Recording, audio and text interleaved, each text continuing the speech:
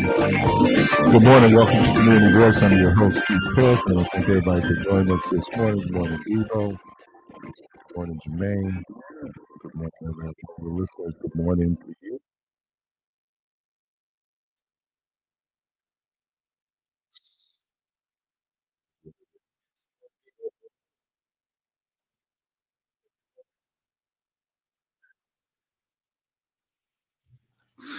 Making love in the rain. I want to go outside. Making love is May sound crazy in the rain. Hey. I can't stand the rain. Rainy days and Mondays. Yeah, Doc. Tuesdays, rainy days and Mondays always get me down. It's a rainy night in Georgia. Songs with rain in it. Yeah. Summer rain. Yes, Carl Turner. Rain. Rain on me. Yeah. Ashanti. Rain on me. Summer rain. Songs with rain in it. I like I love that Summer record, Rain. bro. That's Oh my God. So it don't rain in sunny California. It never rains in Southern California. Yeah. Oh, I wish it would rain. Oh, yeah. Oh, I wish that it would rain. Or rain down. Oh no, but the on one me. Our jam. I saw you walking him. Yeah. Walking in the rain. Yeah, Doc, you was looking. You saw. I saw you and him walking in the rain. Rainy night in Georgia. Sniffing and Such a rainy night in Georgia. Oh, I can't stand the rain. I wish it would rain all over the world. Sniffing and carrying on. Oh man, and he hit Right that. there. He hit that baritone. I wish it was raining all over the world. Oh man, Signs are flashing, taxi cabs and buses passing through the Mr. Brooke Benton himself. Yes, sir. I can't stand the rain. Hard to rest. In Hold my your window. picture to my chest, and I feel fine. All right, let me do this. lot of This rain is a cleanup songs. on 1, 2. This will be a cleanup on aisle 3. I received an email, and I appreciate this, sister. Thank you. I received an email, and I often use the quote, there are no victims, just volunteers. And so the sister said, well, there are victims. There are victims. I want to put that quote into, or that little saying I have, into context. What I'm talking about is that when Keith volunteers, Keith steps up, Keith assumes, Keith takes a certain position, right? Mm-hmm. I have to take everything that goes along with it. Right. I take the good, I take the bad. So when the bad happens, I am not a victim. I'm a volunteer because the bad goes along. Yeah, you signed up for it. Yeah, you signed up. That's all I'm saying. I'm not talking about people here. There are many victims out there. I'm not talking about that. I'm being, very particular in terms of who I am talking about. I'm talking about people like myself. So for example, I do a radio talk show. Okay. I have to take everything that goes along with it, including the haters.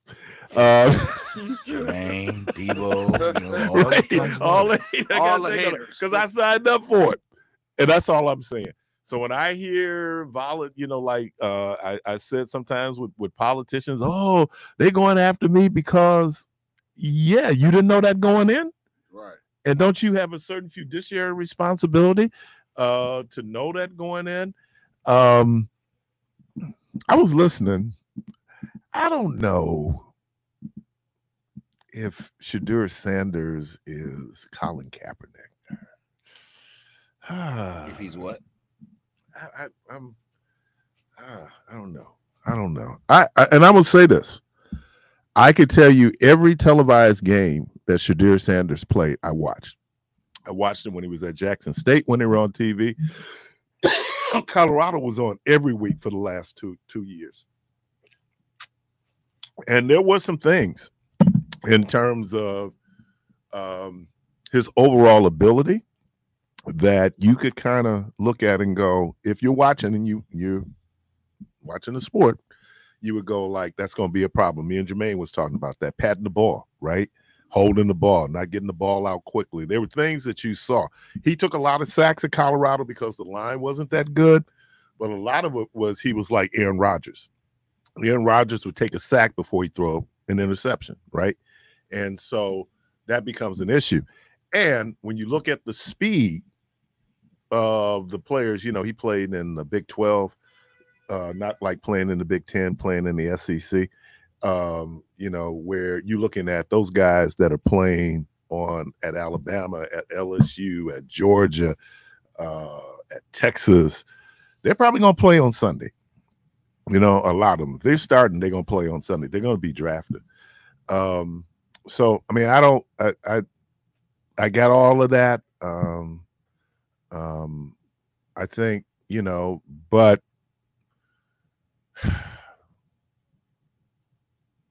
if it was the interview that was the killer, right, in terms of him, then how much responsibility, if I want a job, how impressive should I be in an interview? If that was it,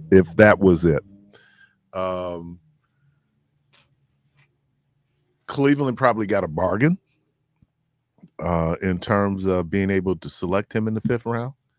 Now it'll be on him to be able to prove that they were wrong,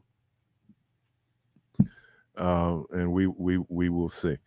I am not going to tell anybody that the Shield is not racist. That no stretch of the imagination. The Shield is just what it is. It's the Shield. It's a machine. It's a business, and it's the biggest sports entity in the United States when you look at the NFL. You know, it's just its footprints are everywhere. I heard you mention this morning that you saw the Gilbert Arenas, Crenadon. Yeah.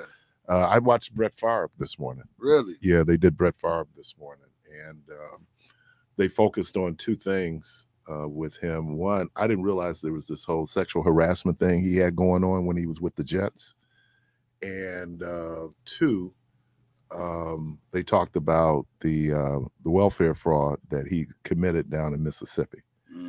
But it's really fascinating. Jamel Hill is a part of it. Michael Vick is a part of it.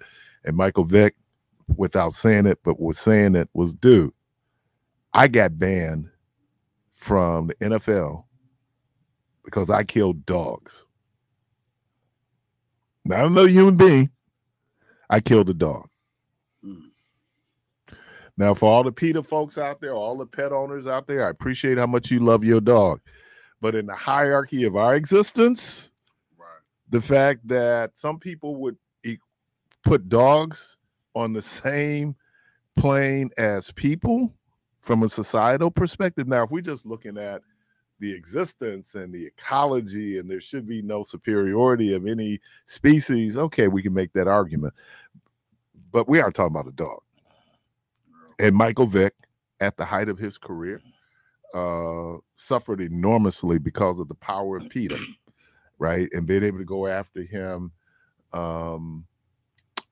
Yeah. So when I look at Michael Vick, and then I think about in the NBA, you know, everybody talks about the NFL, but Adu Rauf, former Chris Jackson for Denver, who took a stand or refused to take a stand.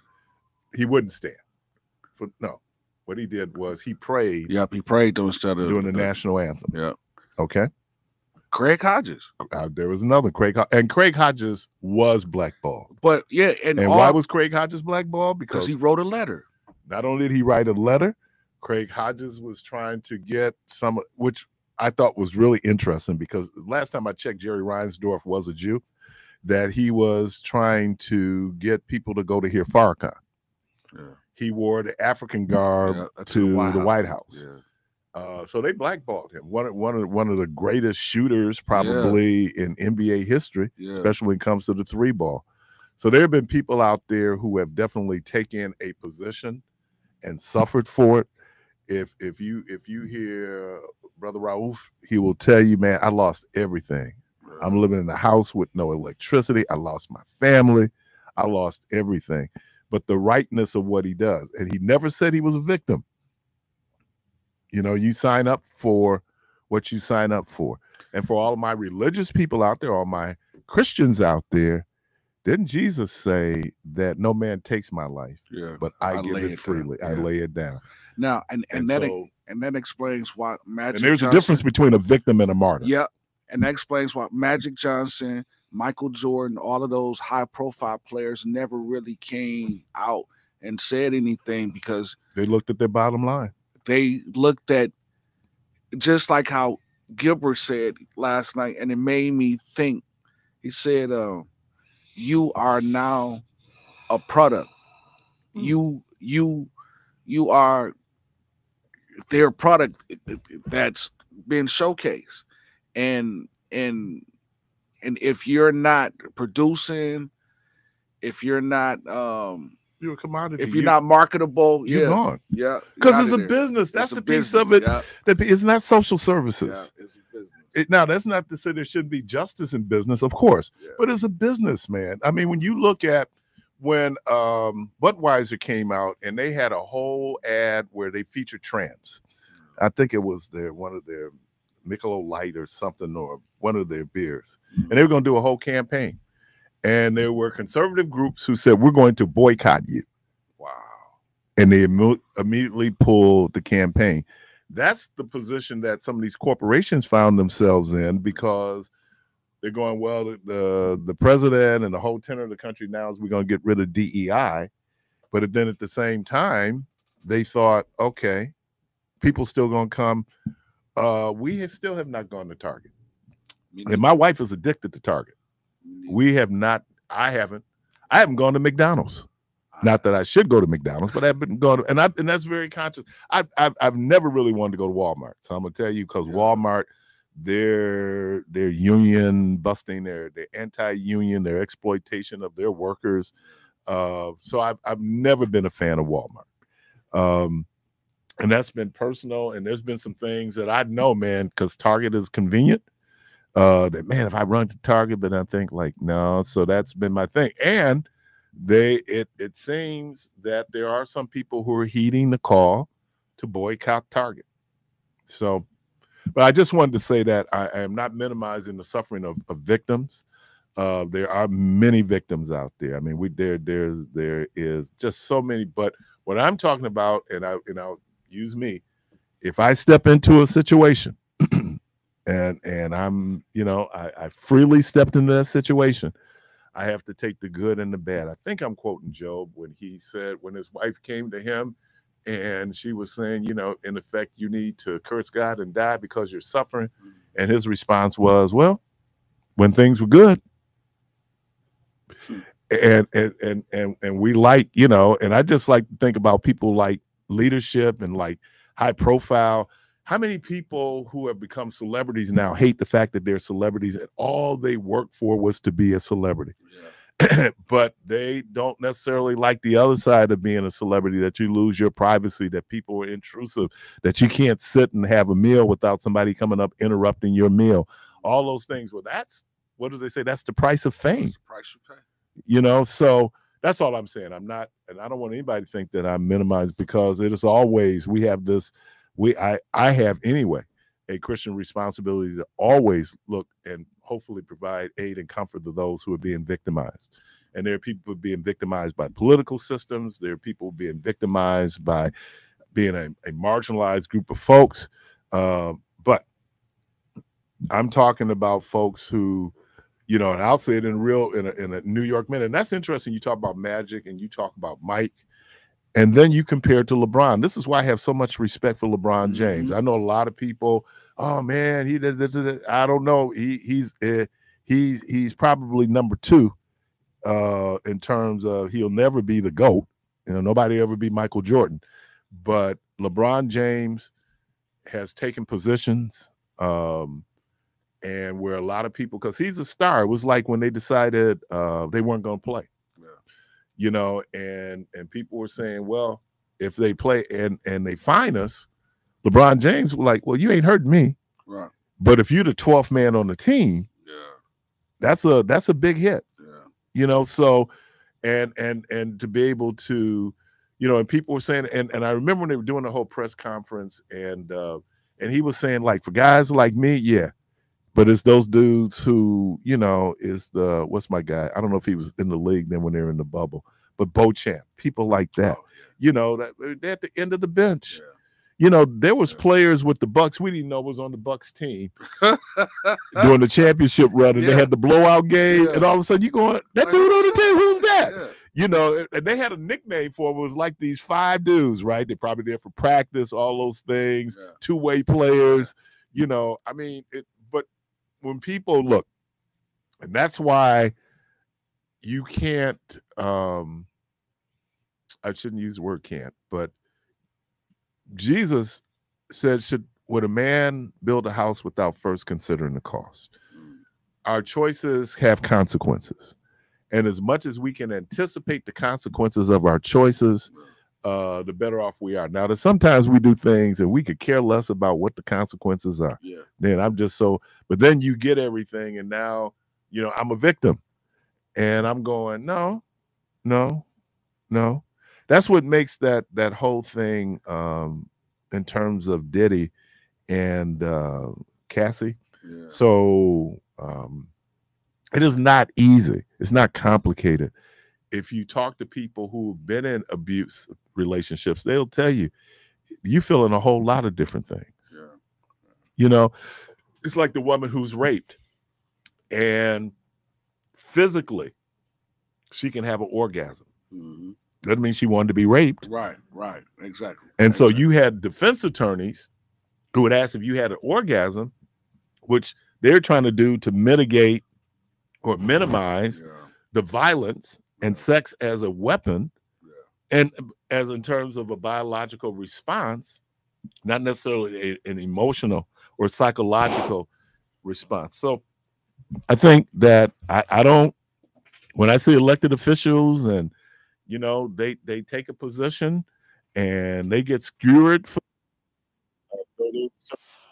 see, I'm also saying, yeah, but Keith, you decided to take that. And there's been some situations that I've been in, I can't, you know, I had enemies, I grew with enemies, choices that I made. So that's all I'm saying. When I'm saying that, in context, very specific to what I'm trying to get to at this point. Especially doing the right thing, not necessarily mean everybody's going to agree with it, everybody's going to applaud it, and in many instances, you're going to get opposition to it. So the question is, what is the motivation? Where I look, there's time I heard the show, you get fatigued, you get tired, you know. But thank you. You all do it. It will be a house. You listen to Community Voice. I'm going to take a quick break. We'll be right back.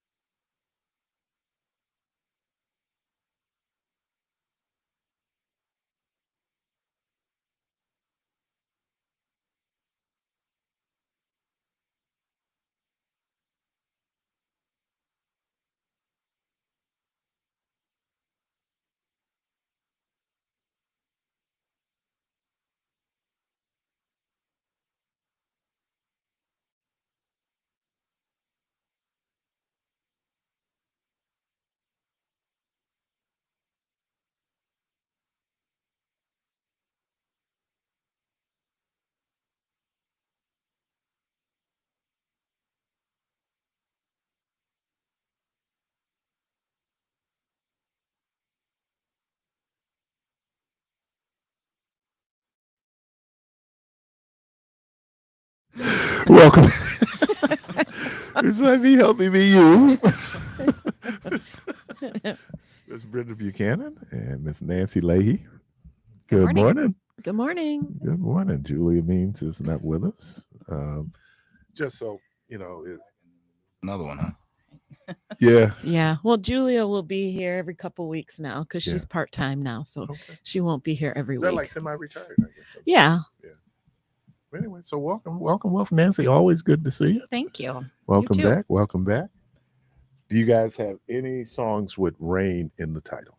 Songs with rain. Purple rain. Oh, okay. That was one we did not name. That's Oh, what we did really? not To name. me, We that's didn't like name. the most obvious one. Okay, Nancy, your turn.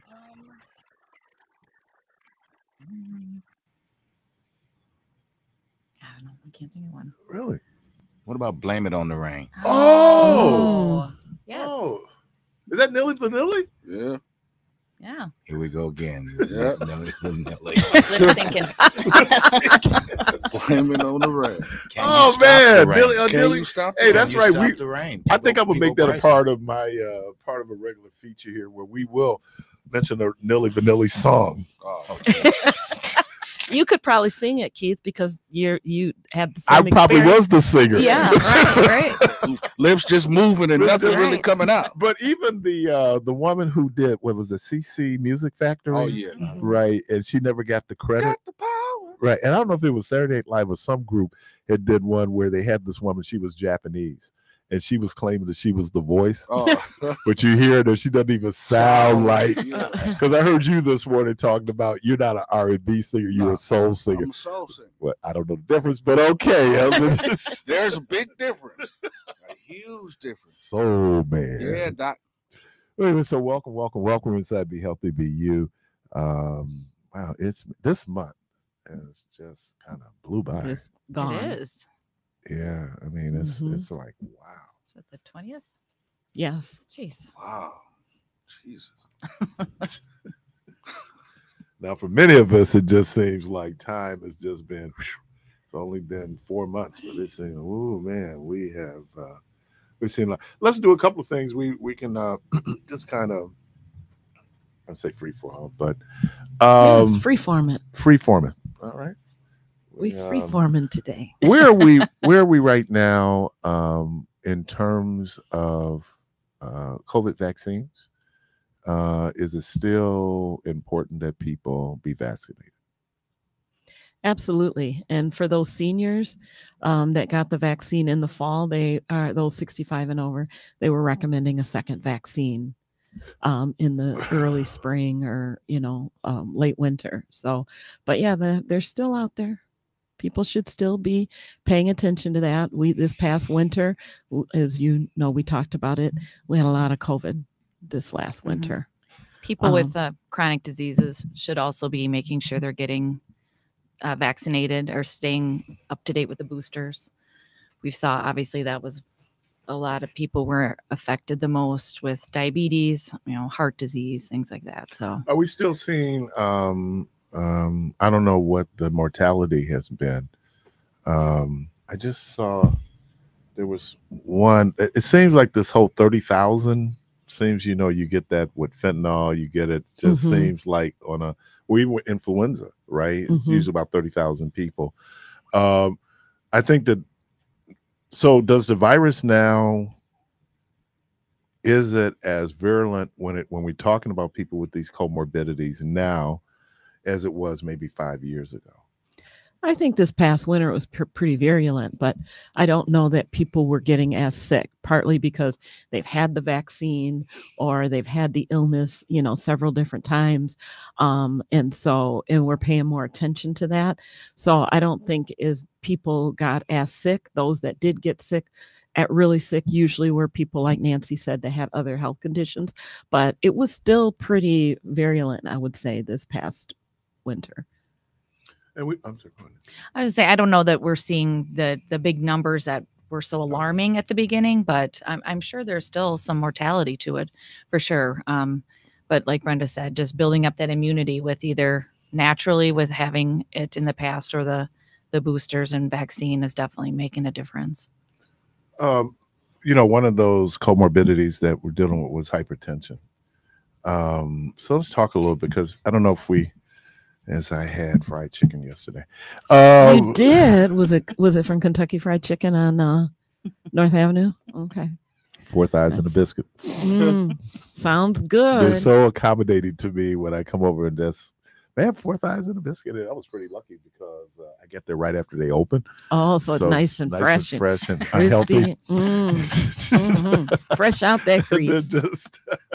I heard this dietitian, and he's pretty much vegan, and and they asked him about fried chicken. He said, "Well, now fried chicken is," but the people who are dealing with hypertension.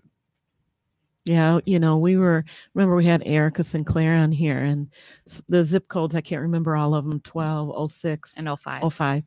That 53% of the people in those zip codes have uncontrolled hypertension. That's just amazing. That's not how many people have it, how many have uncontrolled hypertension.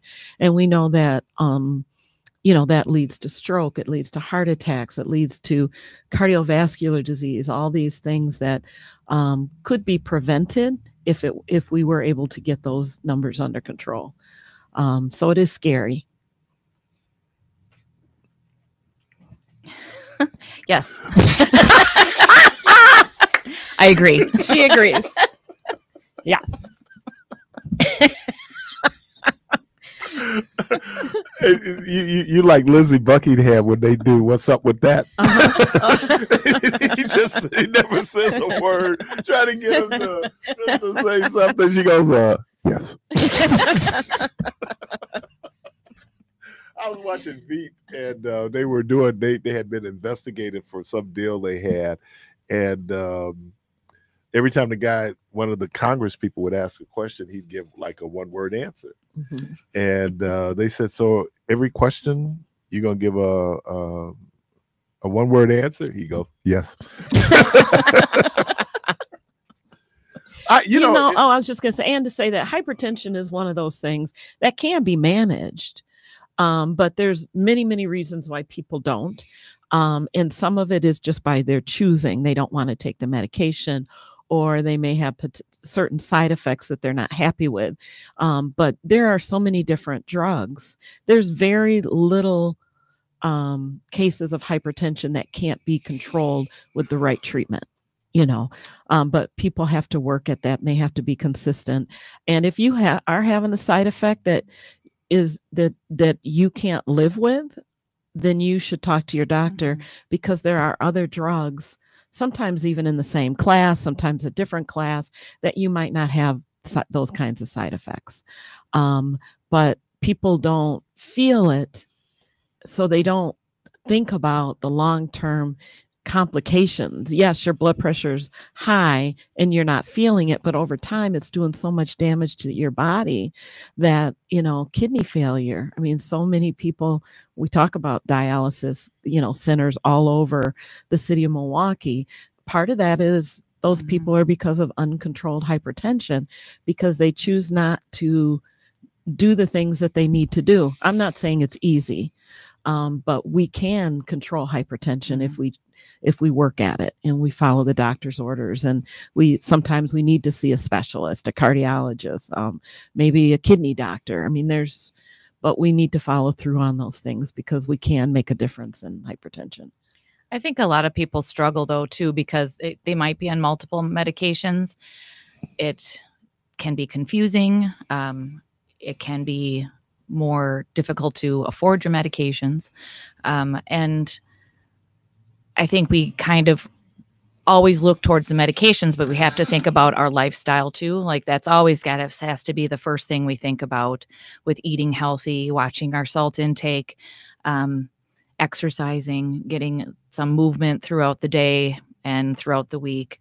Those things can actually help lower your blood pressure as well. So it's not just always about the meds. And those are things that people have complete control over doing and managing stress.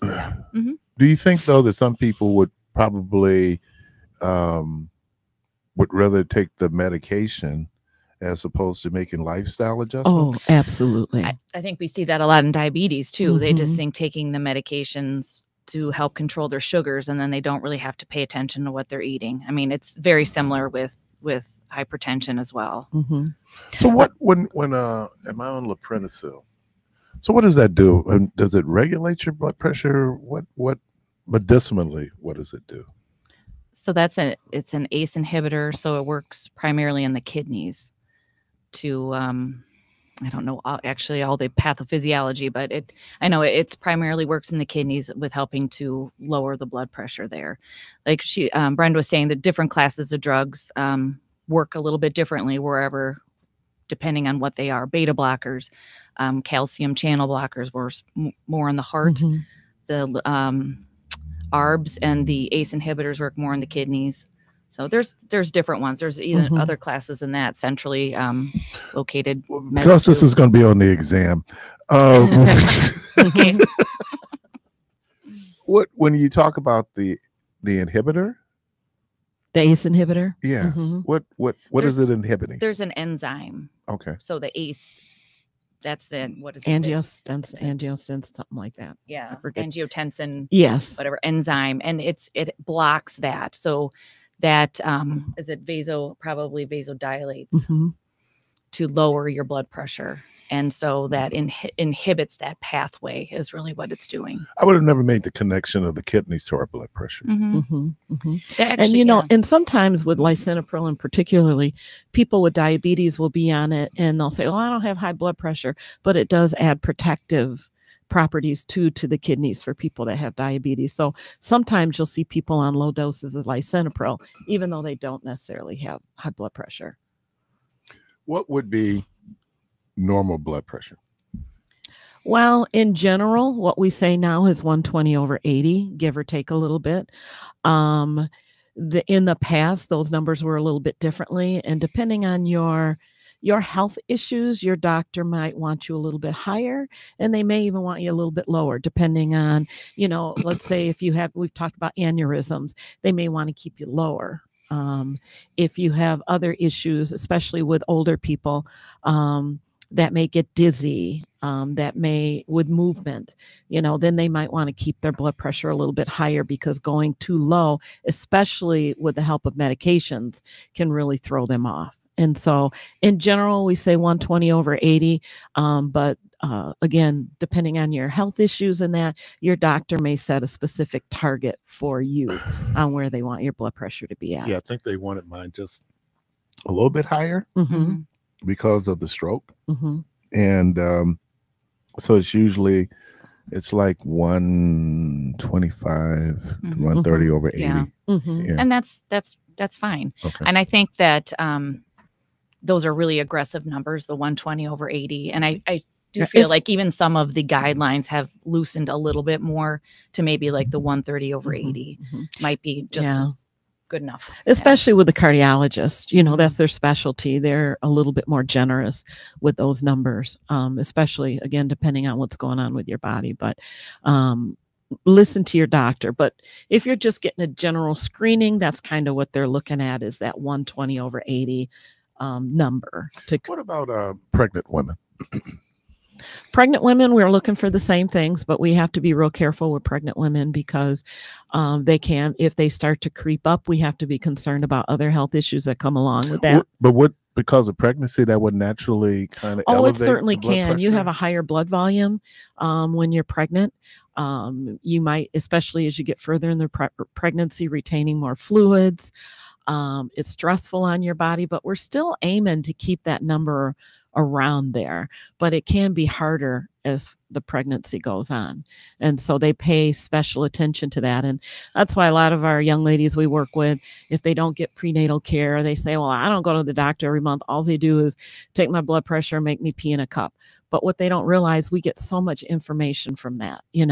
We can get an idea of what's going on in your kidneys. We can get, what your blood pressure is. We want to stop things before they get bad, because when pregnant women, when their blood pressure gets high and can lead to other things, we're looking at premature labor, premature births, separation of the placenta from the body. So a lot of things that can really put the mom and the baby at risk. So that's something that during pregnancy, whereas we get ours checked every, a year, or if we're healthy, with pregnant women, it's really important to pay close attention to that. People who are dealing with morbid obesity, blood pressure and diabetes, probably. Right? Sure. Right. I mean, putting them at risk. I mean, those are kind of standard risk factors for many of these chronic diseases. So being overweight, being obese, not exercising, not eating well, having high blood pressure puts you at risk for, strokes, heart attacks, diabetes is in there as well. Mm-hmm. And the heart has to work harder, which is why, the blood pressure goes up, and they can get other kinds of things. But, the heart has to work harder to move all that blood. And so it leads to other possible complications. But when we see people lose weight, especially a tremendous amount of weight, even a little bit of weight can make a huge difference. 5-10% of your body weight can make a huge difference in your health. But people who are morbidly obese, when they lose a lot of weight, a lot of those health conditions may even go away. The hypertension, the diabetes, they may completely go away. Not always, but for a lot of people. And that's why, bariatric surgery was often so important. Now you're looking at some of these medications that help people to lose weight. The benefit of that is not just losing weight, but what happens to that person's health when they lose all of that weight.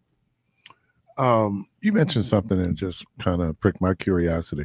What are the health risks of retaining too much fluid? Well, it makes, like Brenda's saying, it makes your heart work harder. So, you could be at risk for congestive heart failure with that. And you'll see the swelling maybe they have in their lower extremities that has its own set of complications with like poor circulation. And it could be either like lymphedema. Those are some concerns that we have. Even elevated blood pressure if you're retaining all of that fluid.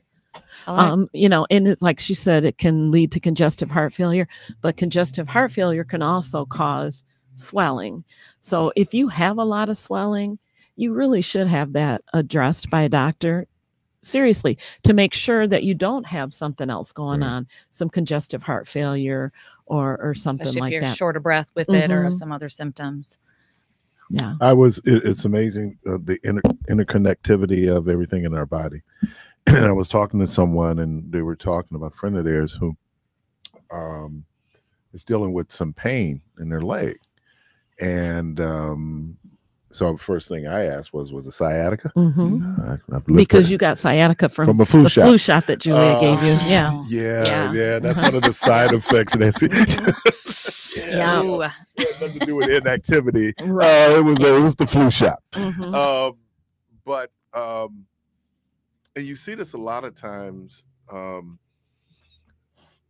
One area, maybe it's probably an imprecise term, of injury, we tend then to compensate in another area, which then puts more stress on that area, which now is also a contributor, right?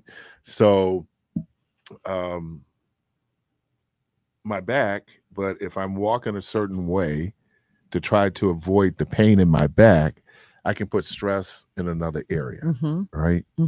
That's because everything is so interconnected. Sure. And that's why it's so important. A lot of people, even just like, especially custom inserts in your shoe may affect your knee, your hip, because you're not walking evenly. You're walking and putting more stress on those hips, on those knees, which can cause back pain.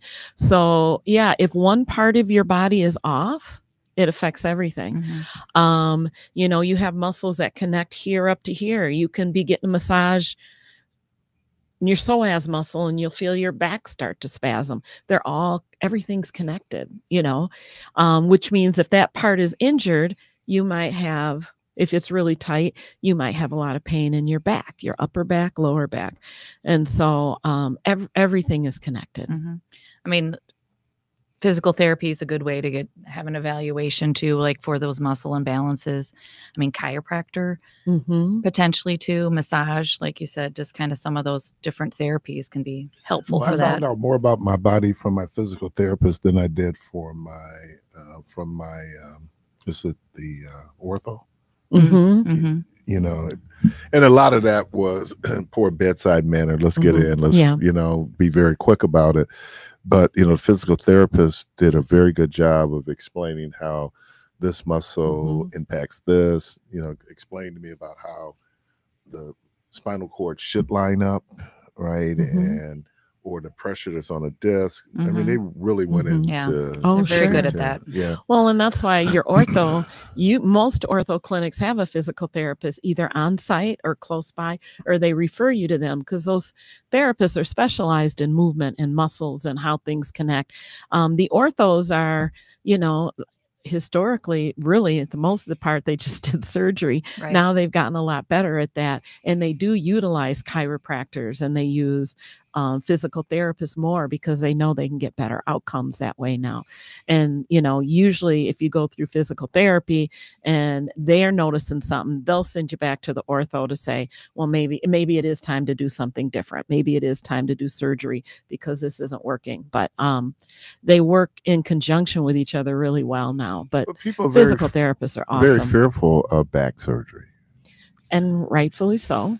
You know, every surgery has its risks.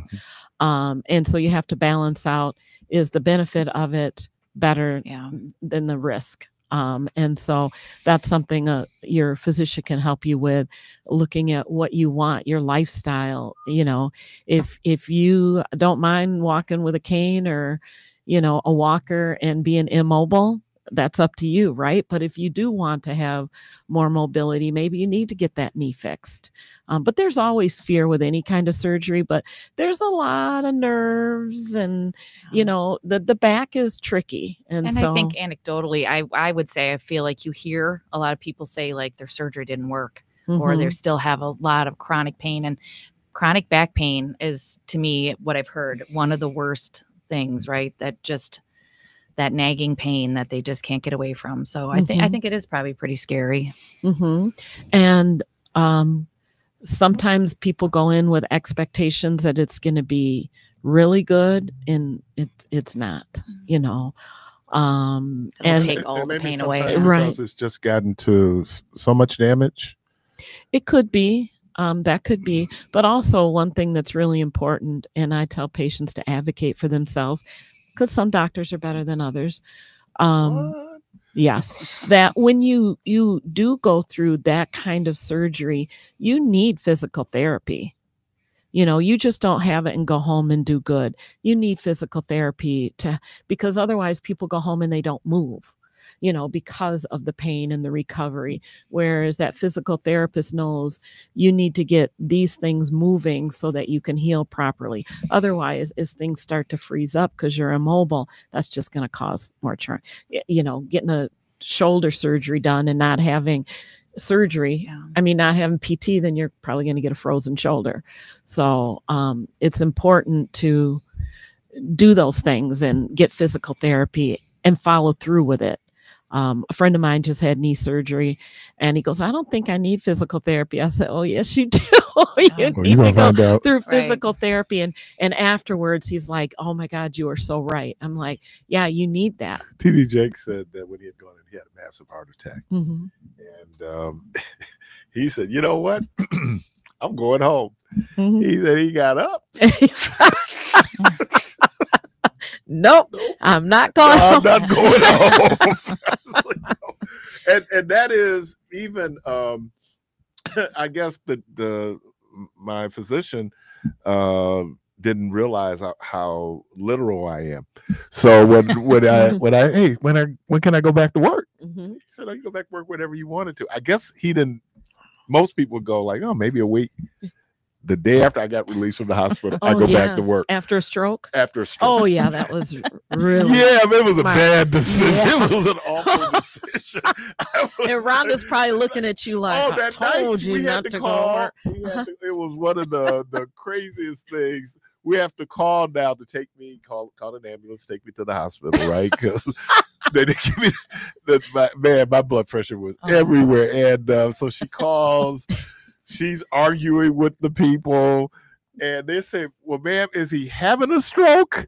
She said, no, he had a stroke. So now it's not the same priority, right? Having a stroke, we need to get there. Yeah. He had a stroke, and now he's just dealing with some things with the blood pressure. That was, and to this day, my sister lives right up the street here. We live on 65th Street. I have no clue to how my sister got from here to 65th Street to be following me in the ambulance. I just happen to look out the back and I see my sister. Like, how'd you do that? He's like, oh boy, I got a parade. And there's some people. It wasn't funny then, but it's funny now. So the chief commissioner, Commissioner Barrios, what happened was I had the stroke on Sunday. Didn't realize I had the stroke. Went to work on Monday. Do what I normally do. I had a routine because I'm a cancer. So I come in. I fill out my timesheet. Then I go downstairs to my boss, and she signs my timesheet. And we just happen to be talking about, I don't know how we got to be talking about blood pressure, right? So we're talking about that. Go out, have the Newport, go upstairs, and I'm going, wow, I can't walk. Rhonda was working at Sinai, so she's right across the freeway. So I said, come get me, take me to urgent care. She's on her way. So now they've called, emergency services. Which now they should have. They did. And so I'm sitting there, and Commissioner Barrios, it was so funny. She looks at me.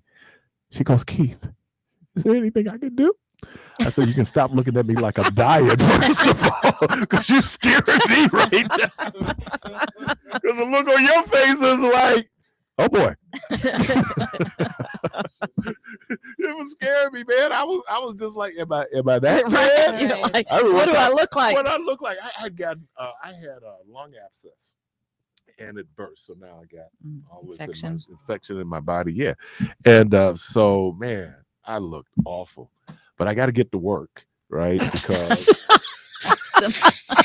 good work ethic. Because what that is also stop using sick days as personal, So I got to get to work, and I'm a salaried employee. If I just show up, I get paid, right? So I come in, and my buddy Russell looks at me, and he go, "Damn, man!" And for the first time, I realized how sick I was.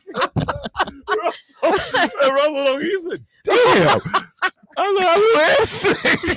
You're like, I'm in trouble. I'm in trouble. So, that's why I love Julia's bedside manner. She just never blood pressure, 200 over.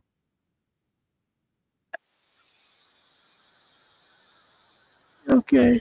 But no, they had panic all on their face. It's just like, and sometimes that's the worst thing to do. Yeah. Look like. But it's hard. You don't even realize how you're looking at somebody. Right. So let's do this quick segue. We talk about the importance. Let's talk about doing exercise right to avoid injuries. That sounds like a really wonderful topic.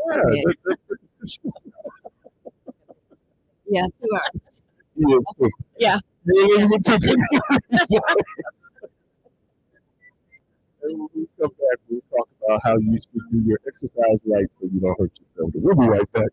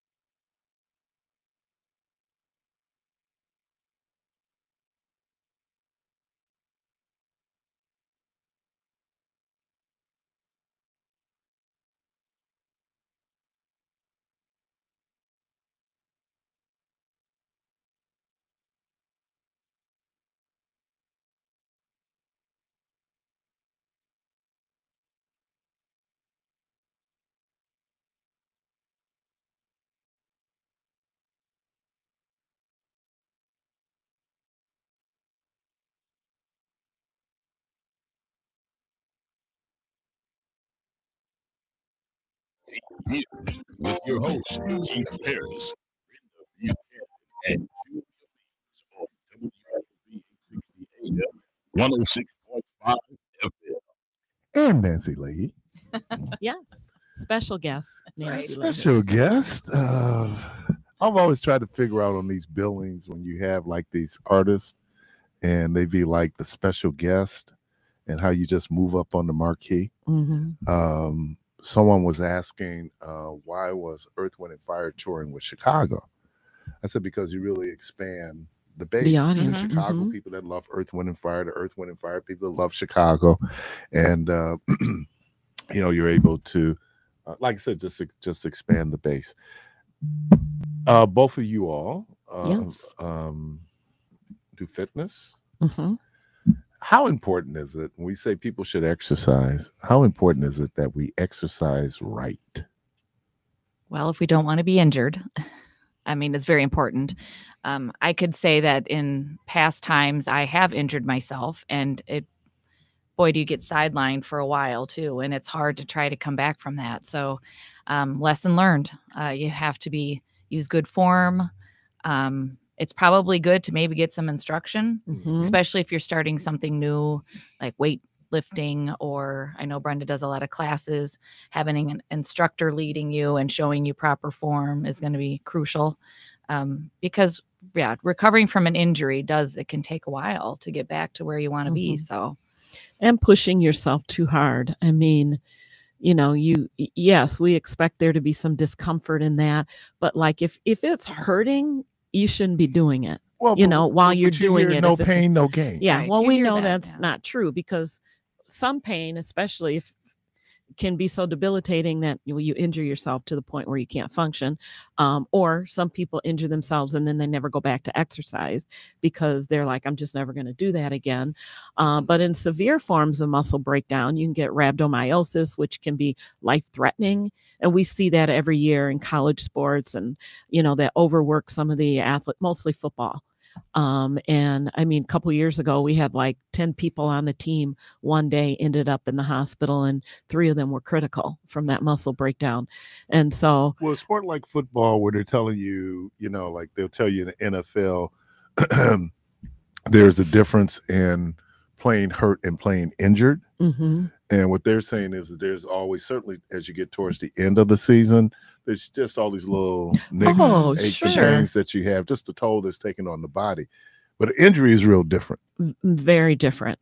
And like Nancy said, I in my classes, I work out with my classes, but I always have my eye on people, especially if there's new people or we're doing different moves, so I can see if they're doing it right. I may get up and I always ask people, can I touch you, and make sure they're in right alignment or they're working the right muscle, because you can cause more damage than good.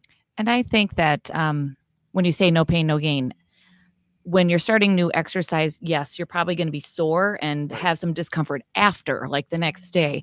But while you're actually doing your exercise, you shouldn't be having any extreme pain while you're Mhm. doing them. And like you might be really hurting your joints. Well, look at the benefit of adrenaline. Right, because yeah. that People people get through it. Yeah, you get through it with the and adrenaline. then they're severely injured, or you know, that fight or flight response. When you're running from a bear, you're not going to say, oh my God, I better stop because my knee hurts, right? That's what that adrenaline is for, is to keep you moving so that you can survive that. But in everyday life, we don't have a lot of that. At least, hopefully, we don't have a lot of that.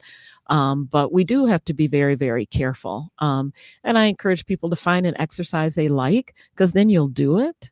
If you don't like it, then you're probably not going to stick with it, and you're not going to get the benefit of it. But shouldn't we also kind of vary?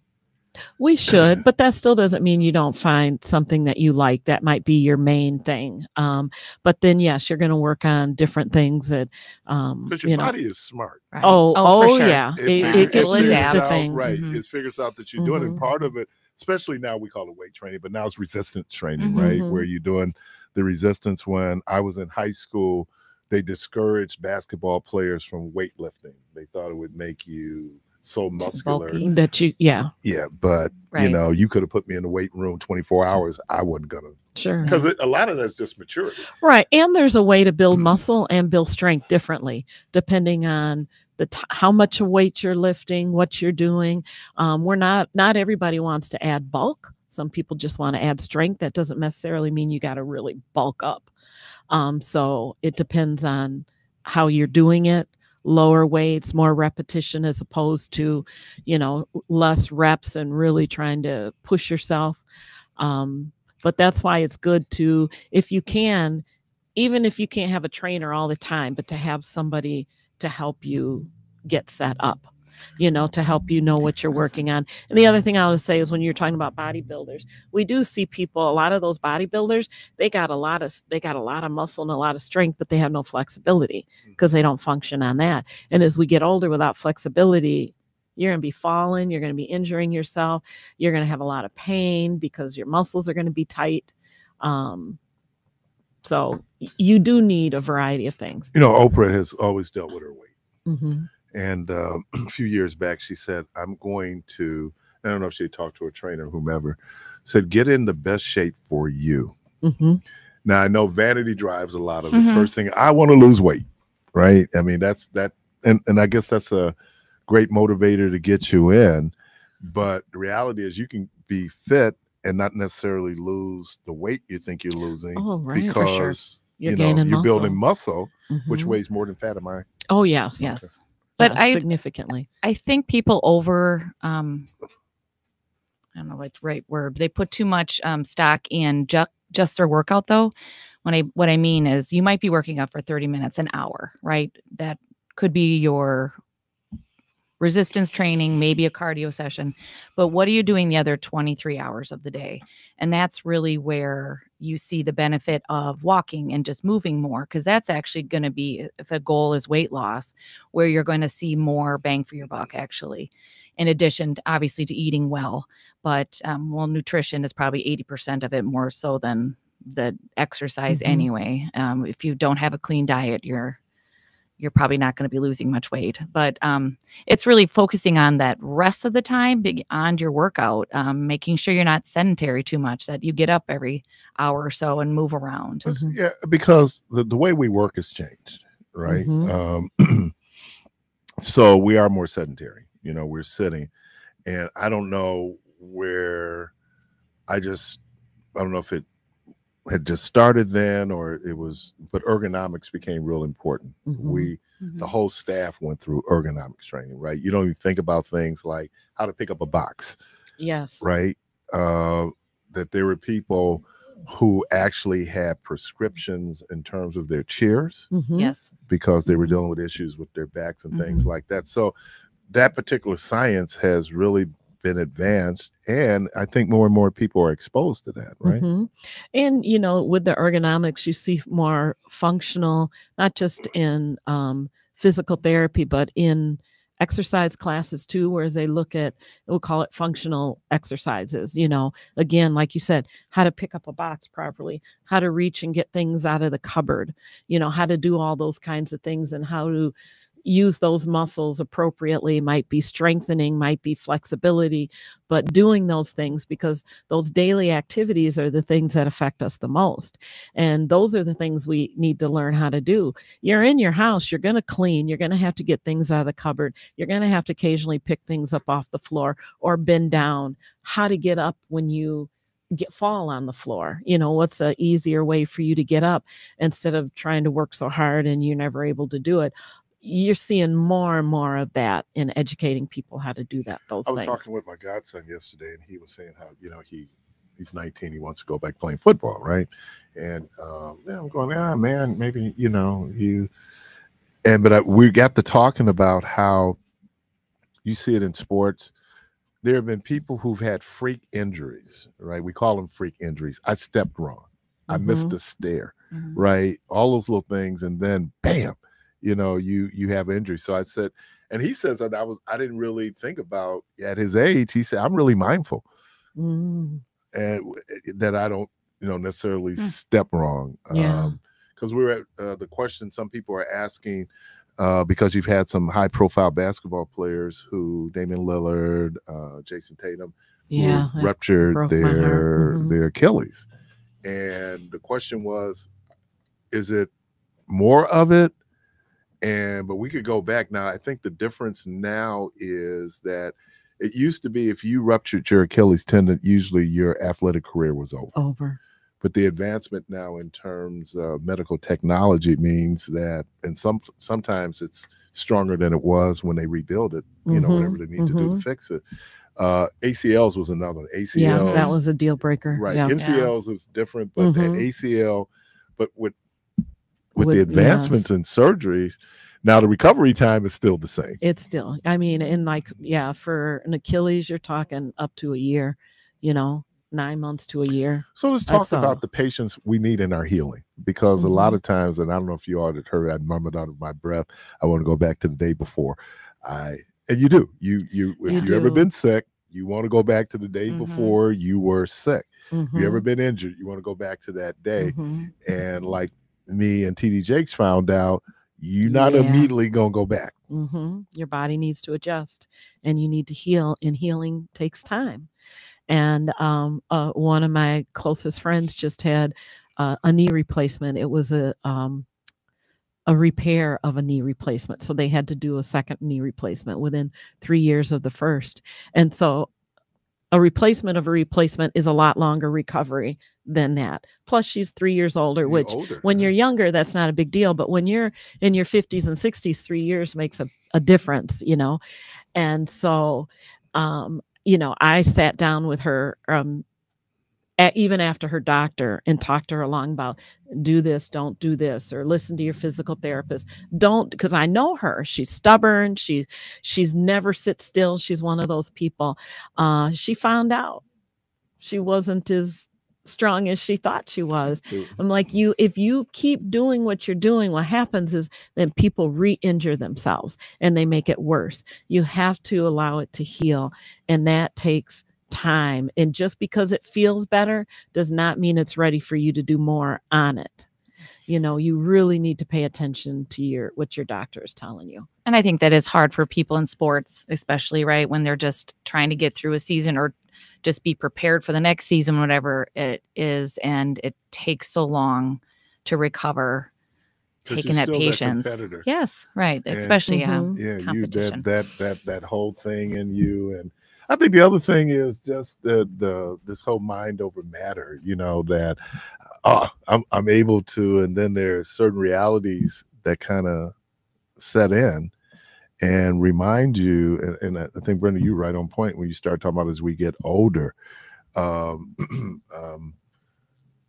godson broke his arm. He was in school. I think he was in a cast for maybe a month or so. But you know, those are still developing bones. So, probably the growth plates and everything. Now the problem that you have is if you don't allow it to heal properly, then you can deal with some other issues, right? Oh, sure. Well, you can cause more damage, and if it doesn't heal, it may not heal in the right way, in the right position. You know, if you have a cast on, you know, they get to a point where they can have a removable cast for certain times. You need to wear it when you're supposed to. It's like a retainer. You get braces and your teeth are perfect and you got to use that retainer. And after 6 months, you're like, I ain't going to use this no more. Well, guess what's going to happen? Your teeth are going to go start moving around again, you know? So, and then you just wasted your mother's. This was a thing. Well, but wait a minute. This is the thing though. You had kids out there who wanted, now when I was coming along, you didn't want braces. Yeah. You know, all the jokes you heard about metal mouths and, you know, the big retainers, you didn't want that, but this has become more of a stylistic thing. You know, every generation has this thing where they want braces and your teeth are perfectly straight, dude. Yeah. What do you? Yeah. Well, and you're seeing more adults getting braces now too, which is good because when your teeth are crooked and depending on what it is, it does affect other things, you know, can cause more long-term issues with TMJ and ability to, you know, bite properly, TMJ other teeth damage, temporal mandibular joint. You know, like a lot of people, if you hole right here and open up, you feel it clicks. Feel a little clicking. yeah, that's kind of a sign. But for some people, it can cause extreme pain as that wears, that cartilage in there starts to wear down. So, Well, and because we mentioned it, so let's talk about our approach to pain management, pain mitigation. I think you said this, that some people, the pain is chronic. It's going to be forever. yeah. So we're looking at a lot of different ways of. I know one of the things was opiates. I think people are trying to move away from that because the side effect is addiction. Yeah, Sure. right. And for some people it is necessary. Okay. I mean, there's a place for it, but I think they've come up with different drugs, medications, complementary therapies, and chiropractic, like we talked, acupuncture, dry needling, we talked about, massage. All these things can be an approach to help with pain management. And so a little more holistic. Yeah. So we see a lot more of that now than we used to, and we see really good benefits from it. One of the reasons I started one of the classes I teach was because I see so many people that are using canes and limping, and a lot of it is just muscle dysfunction. Their hips are tight, their knees are tight, and nobody's ever told them you can do anything about that. That you just your back hurts, so we're just going to give you pills. Well, why is your back hurting? Does deep tissue massage, dry needling, exercise, stretching, will that improve that? But wouldn't that be part of an orthopedics kind of prescription? You see that now, but years ago you didn't see much of that. But you do, but not in still you don't see all of that. A lot of the things I've done to control my pain had nothing to do with what a doctor prescribed for me. I just being, a self-learner, looking for things to do. I've done it on my own. And so then that's why yeah. And that's why I wanted one of the classes, because I wanted to help other people to be able to see that they can benefit, and may not take away all the pain, but it does help control that and mitigate some. They also have like TENS units now, electrical stimulation devices, things that can be implanted that control pain. It's not just medicine anymore, although medicine does still have its place. It's not. And I think there's excuse me, just that pain specialists now. I think really, I feel like there's a lot of providers, doctors that may not even prescribe a lot of those narcotics anymore.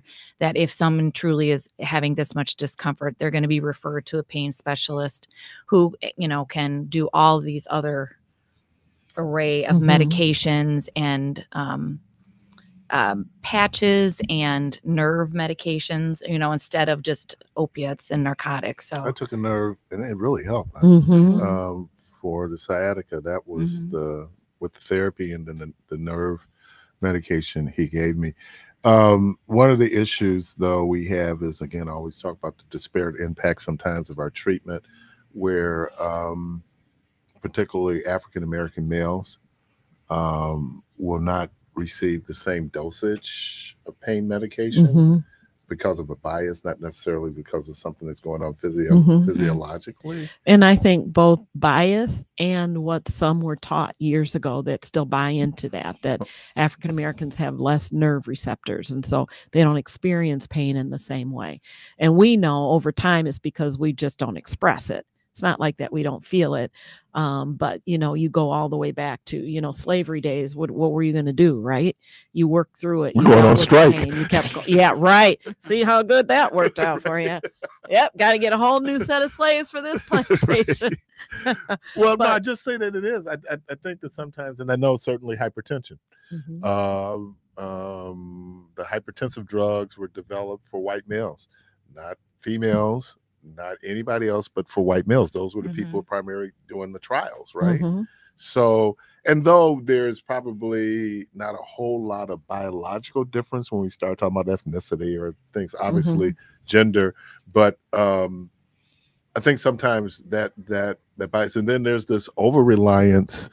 I lost someone, a friend, who had early on in their lives had a drug addiction. They beat the drug addiction, got in a car accident, Mm. and they prescribed opiates, Mm-hmm. and she got addicted to the opiate, and to the point that she had gone to rehab, got out of rehab, and as it is the case when we detox Mm-hmm. and then we have a relapse, we Our have bodies right, we have a tendency to want to go back and use at the same level that we and did, and and and that's what happened overdose. to the overdose. Yeah. And usually, I had another friend. She had gone in uh, um, for alcoholism. She had gotten detox once she was released from rehab, and that's the other thing. We release people back into the very environments that create the dependency in the first Right. place. Mm-hmm.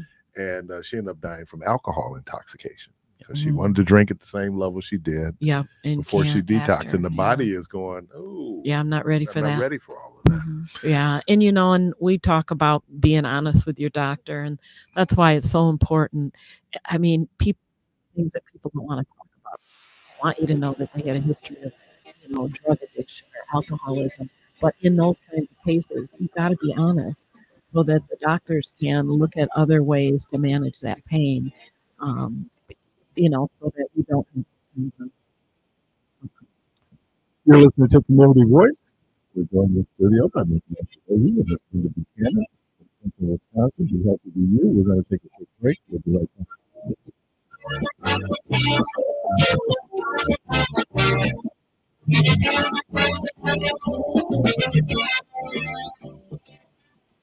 AURN. I'm Jaden Jackson. President Trump has a message for Walmart. Stop blaming tariffs. He posted on True Social Saturday, calling out the retail giants for warning that prices will rise. He said Walmart made billions last year and, quote, eat the tariff, not charge customers more. He added, I'll be watching and so will the customers. That pushback comes after Walmart's chief financial officer told CNBC in an interview the cost of the new 30% tariffs is too much for suppliers to absorb.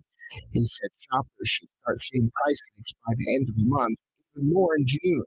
Economists say tariffs don't change foreign exports directly, and say U.S. importers pay the price and often pass it on to consumers. That's why many experts call tariffs a tax on the American people. For AURA News, I'm Jim Jackson.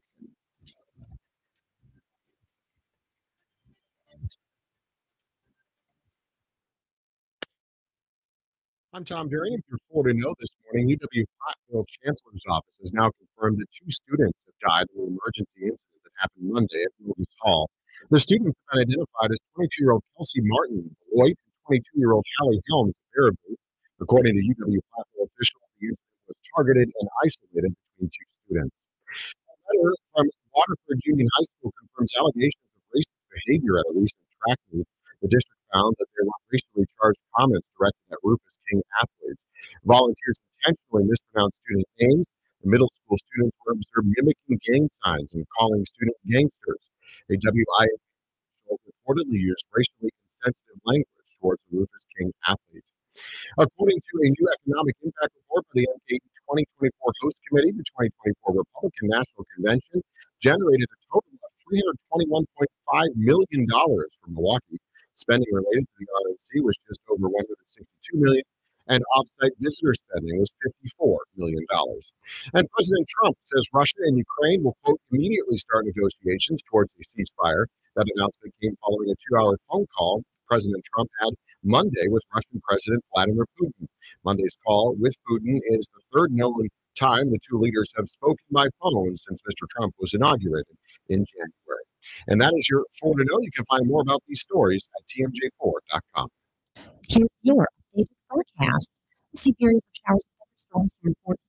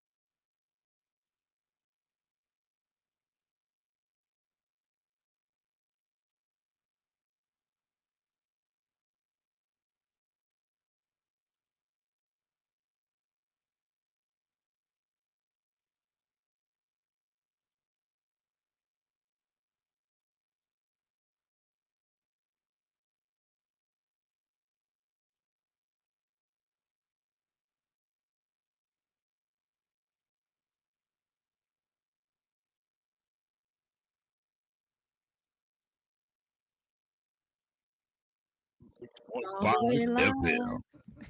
It's all the way. Let live. me do this. Yesterday I was just talking about the anniversary, and I was doing a rundown of all the people. I missed someone yesterday, and I apologize. I don't know why, because he jammed. Chris Pippen, thank you. Mm. Yeah, Chris, man, Chris, he just took it. They went to a different level with Chris playing. So let me shout. I don't know how, because oh man, he was great. He is was awesome. Great. Yep. No, we were talking off air about has nothing to do with what we're talking about this morning, but we're just talking about these memorable moments in television where some character died or got killed off. And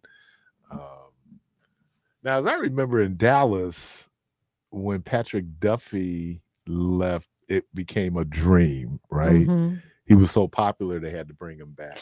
Yep. Yeah. And then I was talking about, I'm a big Family Guy fan. I love Family Guy. And when Brian died, he was JR's brother, Brother. wasn't As his Mhm. brother. he? Yeah. Right. JR got Yes. shot. He didn't die, but they did kill off Patrick Duffy, kind of. And then, like I say, he came back. Mine was Coach Cheese, and when Coach Cheese got killed. Oh, and Cooley High. He never They came killed back. though. Coach Oh. Cheese, He never man. came back. Yeah, I know. He never came back. Brian came back. Yeah, Brian did. They Yeah, went back Family in Guy. time. Yeah, went back in time and just And then, oh, we messed up. Because It I'm was a telling you, man, dream. when that happened, because man, you don't know how deep I was in the Family Guy, Yeah. and they killed Brian, and they did. It was like, oh man, not Brian. Oh Lord. No, Lord. Not Brian, man. That People was... couldn't go to work the And next so, day. what was the dog? What was it? Vinny? It was Vinny. He was like this, the Italian dog. Oh yeah. Yeah. And yeah. And then I think they did before he died, they did New Brian. I don't know if you remember, they brought in New Brian. They said Brian was getting old, so they brought in New Brian. And New Brian was doing all he could to ingratiate himself to the family and the whole thing. I don't know how we got on Brian and New Brian and Vinny. Yeah. Well, Well, I think it all started with seeing we were watching Angela Bassett and talking about how beautiful she was and her roles. And yeah, let's not go back down that rabbit hole. Okay. Oh, that really did bother you, didn't it? No. Oh yeah, it did. And like I said, a lot of people had a visceral reaction to that. Like, I am not watching that show anymore. So yeah, I mean, but there's some people, and I guess you just underestimate just how popular that is. And you know, they're doing obviously do ratings. And then they probably microwave to see how people respond. I know if you're a newscaster, it's called Q, and how audiences respond to you. It's a visual medium, right? So how they respond to you is everything in terms of ratings. But yeah, when you have like popular characters, you know, sometimes you could get, soap operas were notorious. I was gonna say that was people were coming and going all the time. All the time. yeah. You know. And then when those icons that have been on the show for 30, 40 years, when they pass away and then they have to write it out, that's really people they said really. Victor Newman is still alive. Oh yeah, and still running everything. Still mean as all get out, still trying to take Jack Abbott down. Is Jack still alive? Oh yeah. Yeah. Jack is still alive. Oh. They're still and he hates Jack because, you know, Nikki was an alcoholic. Right. Well, you know, back 40 years. You know, Nikki has a history of alcoholism. So last year she went back into drinking, and Jack saved her by drinking because, you know, he's an alcoholic. And then she saw how bad that was. He had to call the ambulance. Anyway, so since then, Victor's been trying to take I learned a little medical thing on here that I did not know. Okay. I didn't know that vasectomies sometimes don't work. They do not always work. And remember, Nikki got pregnant by Victor Newman, but he said, I can't be the father because I had a vasectomy. Yeah. And in fact, he was the father. Was.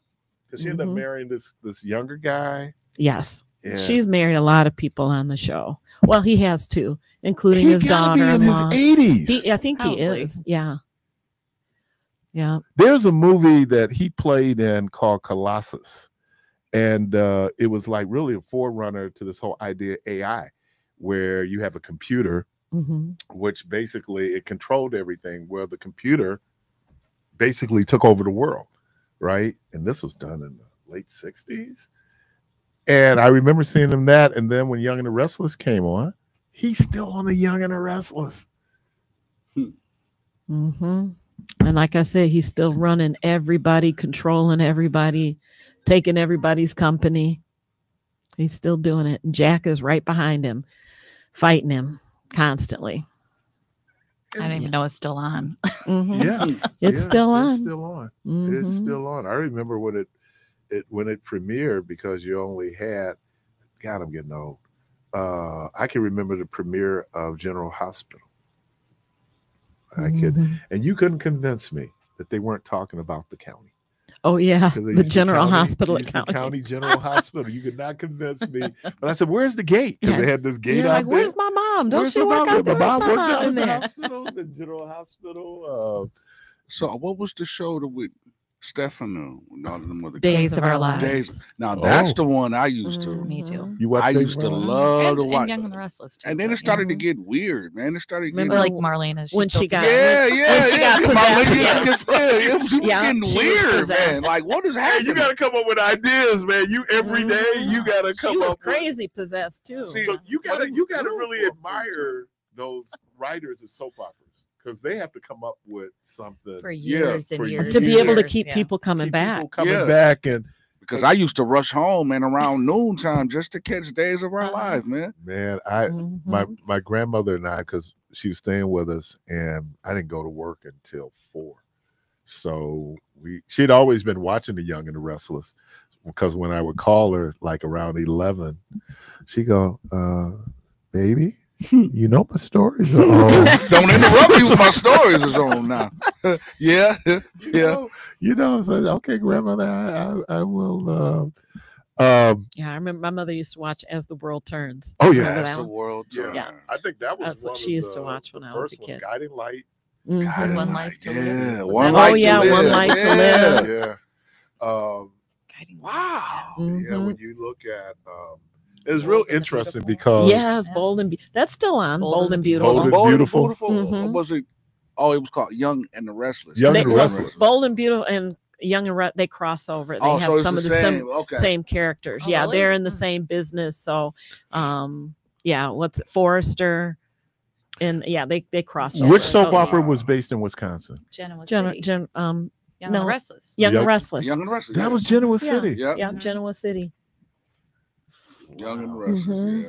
And they go to Chicago a lot, so it's I remember when Miss Chandler mhm. had her facelift, Yes. and they showed, because she actually had a yeah, facelift. she needed to have. a Well, she was really Yeah. wrinkled. She Right. really She was. needed it. And they actually showed it. They Yeah. made it as part of her real Mhm. facelift in terms of She was such a part of, one of the larger families was hers, right? Mhm. And so they still reference her a lot.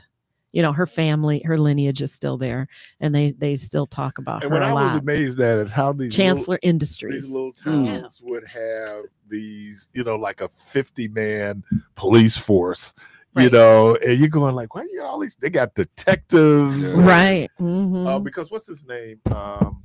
Freeman Jr. Oh God, I can't think of his first name. I remember him starting. All the people who started off was George Clooney. George Clooney? No, he He did was on something. ER. Yeah, he was on ER. Yeah. Yeah. Yeah. Yeah. No, ER used to be good. Mhm. Too. ER Now I'm gonna tell you, and I didn't know because this wasn't a thing at Mount St. Mary's, but it was a thing at Marquette General Hospital.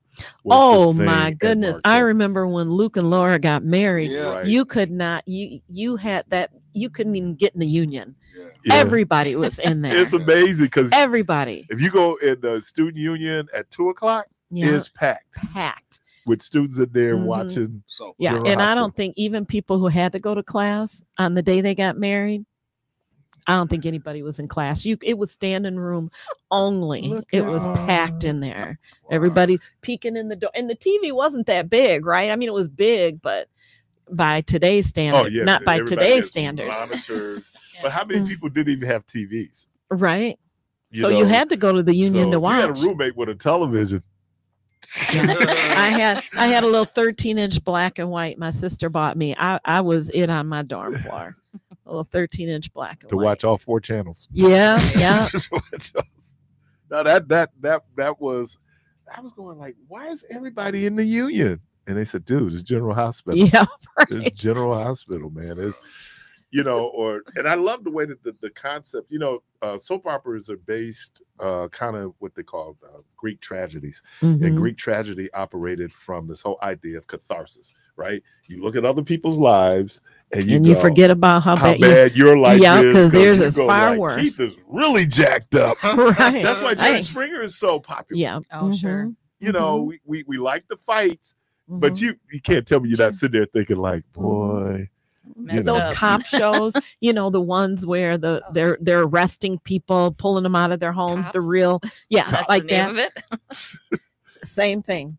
You know, they watch that Those and are- it's like, you know, what they don't realize, they're causing a stress response in their body too. but you know But what they it's like, also you know, do but it's is better than me. it is if I'm- you look at the number of programming in prime time that deals with first responders.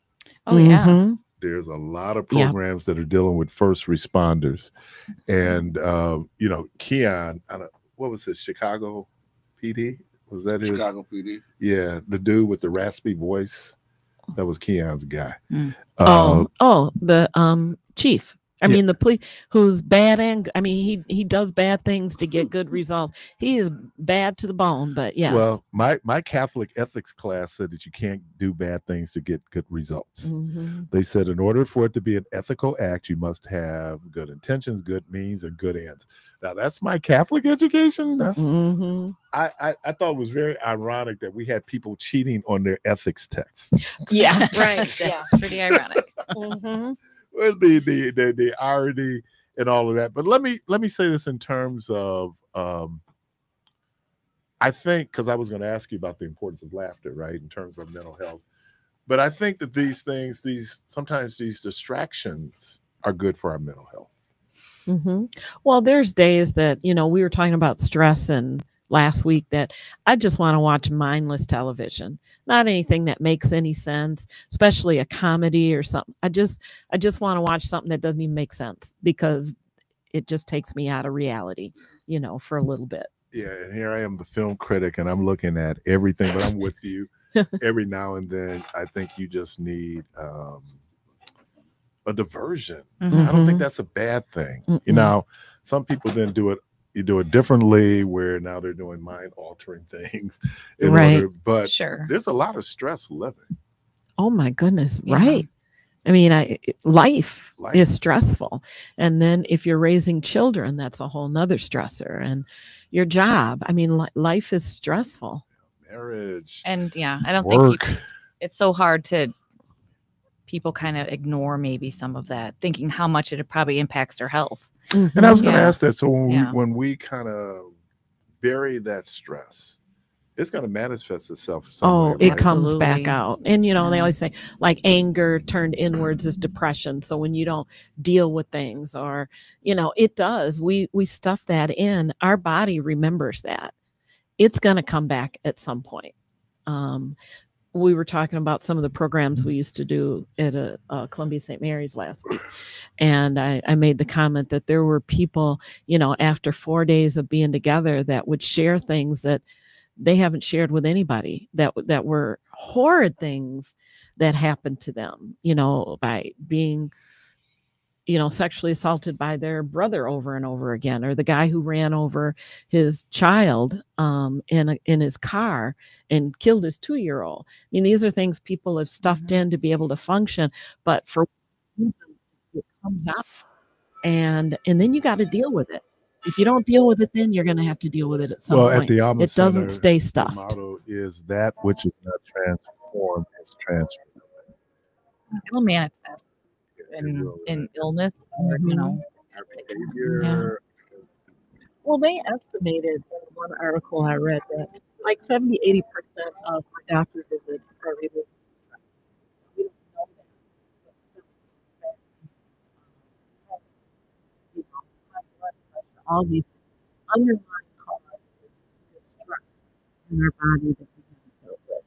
And so it manifests itself in all sorts of GI disturbances, yes, all these things, that, you know, right? And we put band-aids on it by treating you know, we need to be better at digging deeper and like what got us here in the first place.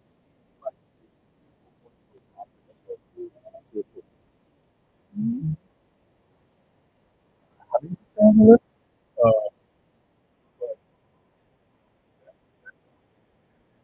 Maybe it's okay to get Absolutely. whether see the doctor, whether it's okay to get Mhm. And there's no shame in it. And thank God we have those things to offer us. But some people, when we talk about the religious standpoint, like they're not people trusting God a lot. No, I'm just going to put this trust in God. Well, you know what? In the Bible, I'm not going to that there was disease, there was all sorts of things, starvation, we see today. They were not fixed.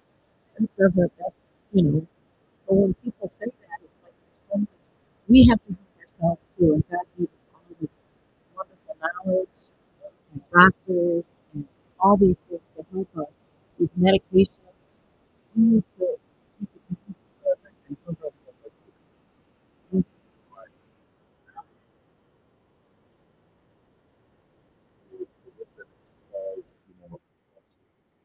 yeah, all for the three girls and that one girl.